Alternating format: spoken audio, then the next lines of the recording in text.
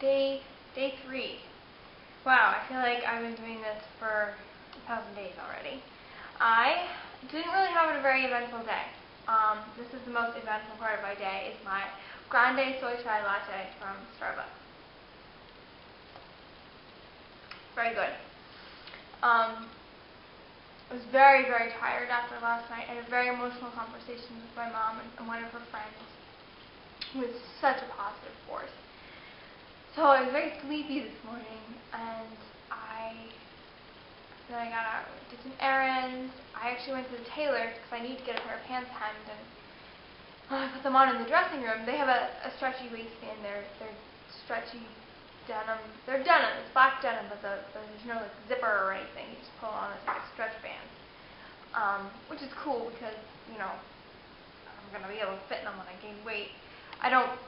Whenever I would lose weight, I would never go down in sizes. I would just throw a belt on or something because I'm a clothes freak, and you really can't go any smaller than my natural, healthy size unless you want to be in the kids section. But I was wearing them, and I was looking at my legs, and I was so grossed out, and I was like, they're so tiny. And I think that was a good thing, and I felt it, and then I let it run on, and I got my caloric drink. And it reminded me of when I was younger and I used to put salt in black coffee and drink that. And I've learned that things with calories oftentimes taste better. They're better for you. Salt in black coffee, I don't know why. I can't tell you. I don't know what that was. It's a disordered eating behavior to put things that don't go together and be weird and eat slowly and take small bites, chew food, spit it out. I mean, I'm not here to educate you, but you'll learn a lot about the disorder if you watch these videos. By the end of this process, you'll know it inside and out. It's not about food, though. It's just about control and OCD and nitpicking. And it brings me to my topic of today is why are you not doing this in a treatment center, Catherine? Why aren't you in a hospital restoring weight, Catherine? What are you doing on the internet posting videos, Catherine? Are you really eating, Catherine? These are the questions that are running through the minds of friends and family and doctors. And, of course, the most prevalent one is, why are you not in a treatment center?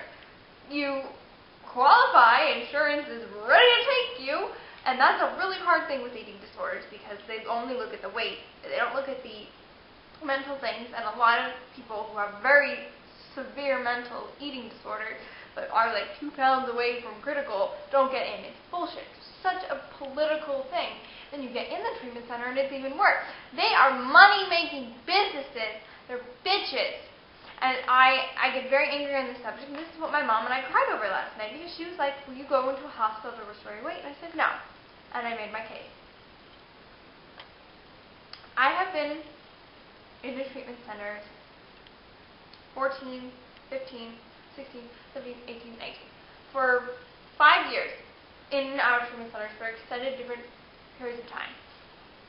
Silver Hill, Renfrew, Laureate, Tamerlane Knowles, just general psych wards in the area, emergency rooms, tons of different shrinks, therapists, nutritionists, in and out of offices.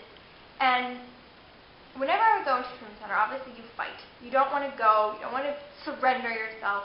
And then you calm down and you realize, I'm safe. This is a lockdown facility. Everyone's really nice. I can cry. There's always going to be someone to talk to me. So it's pretty darn good. They're monitoring me, so I feel safe. I don't need to do anything negative because I'm safe. I'm in a controlled environment. I'm in a bubble. And they teach me that when I'm in my bubble, that as long as I stick to my meal plan and I'm healthy and I'm a good person and I'm open with my feelings and I do what I'm told, everything will be okay. And so I get into this bubble and I'm like, yeah, okay, this is cool. I can put my weight back on. I'm comfortable.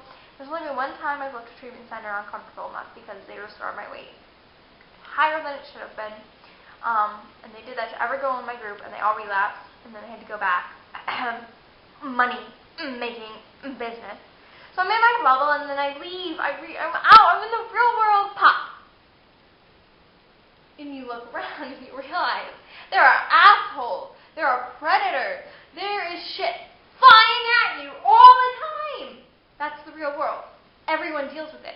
So if I get better in this controlled environment and then the bubble pops, I fail. And that's why I've been relapsing. So I told my mom, I said, I lived a sheltered childhood. Yes, I was dealing with severe traumas, depression, loss, like death at an early age, sexual abuse, sexual identity crises.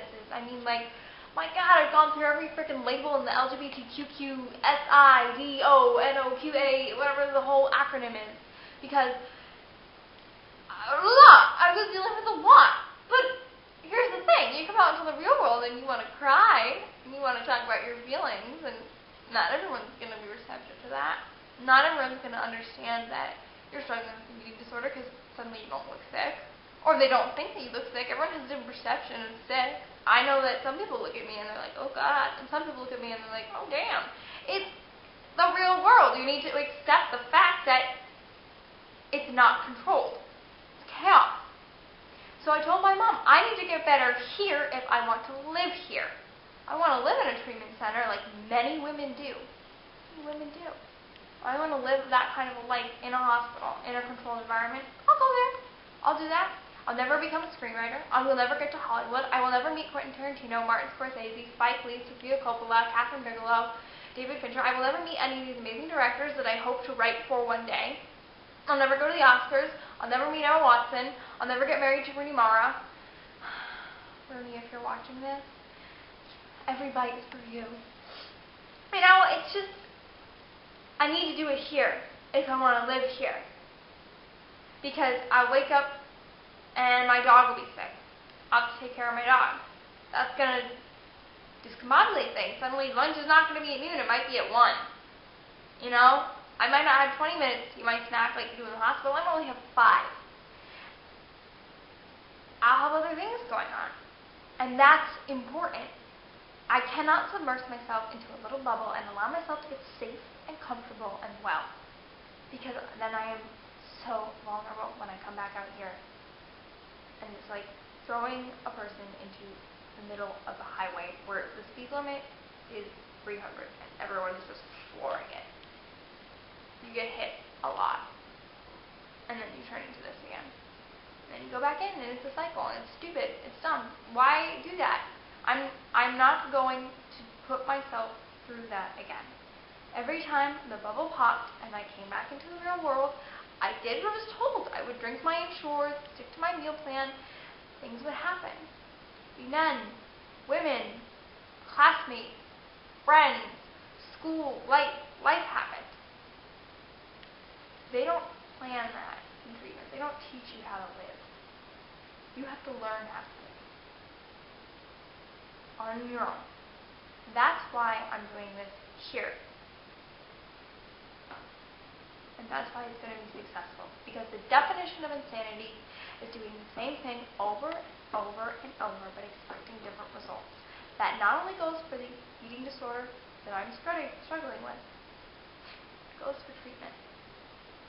That was insane. Going back and back and back and expecting a different result. Yes, I learned a lot of things about myself. No, I was never successful when I came back to the real world. I'm 21. My brain has matured. My body is sick, and I'm aware of it.